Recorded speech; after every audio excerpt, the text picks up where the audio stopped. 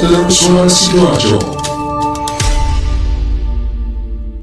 Sahabat, DPRD Jawa Timur sampai sekarang tengah siapkan rancangan peraturan daerah Raperda Pengembangan Pesantren. Raperda ditargetkan selesai dan disahkan menjadi peraturan daerah Perda Pengembangan Pesantren sebelum peringatan Hari Santri Nasional pada 22 Oktober 2021.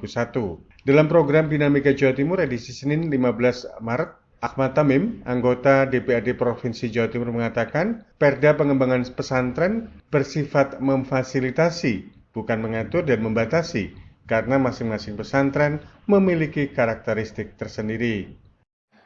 Karena perda ini adalah amanat dari undang-undang, sehingga tidak terlalu rumit untuk kemudian membuat legal drafting, membuat sebuah kajian akademik, sehingga DPRD Jawa Timur menginisiasi terkait dengan peraturan daerah ini. Nah, komitmennya saya kira semua sepakat komitmennya bahwa negara harus hadir di pesantren.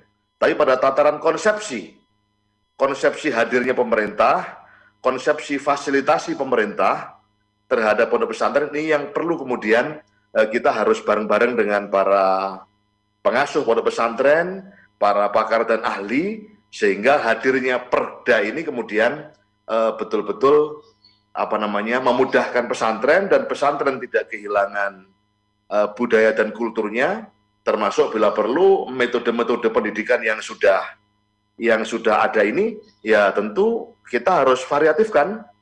Penelitian membuktikan ada pakar dari Barat, dari Eropa, ini meneliti pondok pesantren, dan kemudian setelah diteliti, utamanya di Jawa Timur, pakar ini nggak bisa menyimpulkan. Karena apa? Di setiap pesantren itu punya keunikan, punya ciri khas, yang tentu tidak akan bisa disamakan. Lah, yang bisa disamakan dalam titik apa, ini akan kemudian diakomodir oleh peraturan daerah. Tentu kita berharap peraturan daerah ini juga akan kemudian disempurnakan dalam bentuk memasukkan local wisdom untuk kaitan dengan kabupaten dan kota. Intinya adalah fasilitasi. Dan ini tidak bisa di general karena pesantren juga sudah banyak yang mandiri. Ahmad Muhammad Yakub, Koordinator Program Studi Magister Venture Creation Sekolah Pasca Sarjana UNER, menyoroti dari aspek pemberdayaan perekonomian masyarakat. Kata Ahmad, pesantren juga perlu didorong untuk bergerak di bisnis berbasis teknologi karena sumber manusia sudah ada, tinggal bagaimana untuk mewujudkannya.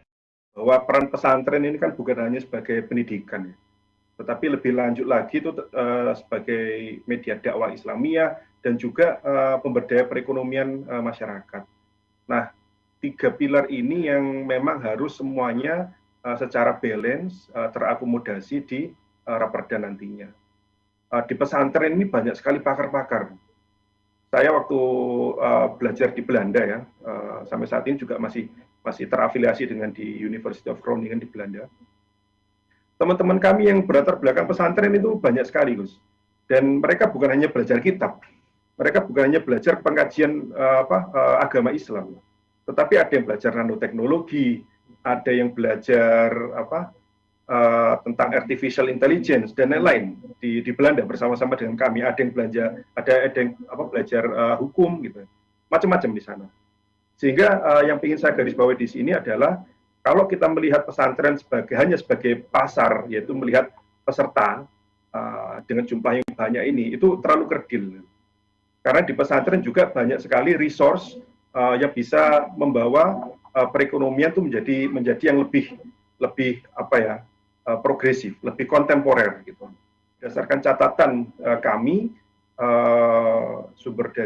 yang bersumber dari Direktorat Program Pengembangan Kemandirian Ekonomi Pesantren Bank Indonesia tahun 2020 tahun kemarin, jadi masih baru. Kalau kita lihat ini sebaran bisnis atau sektor usaha pesantren itu masih ada di air minum, daur ulang sampah, jasa, perikanan, pertanian, peternakan, dan seterusnya.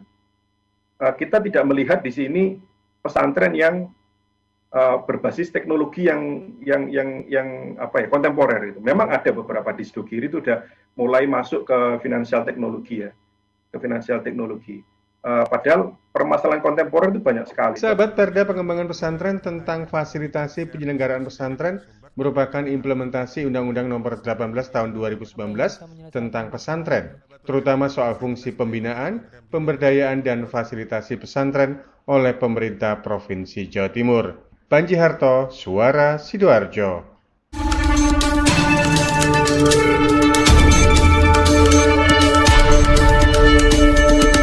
Catatan reporter Suara Sidoarjo.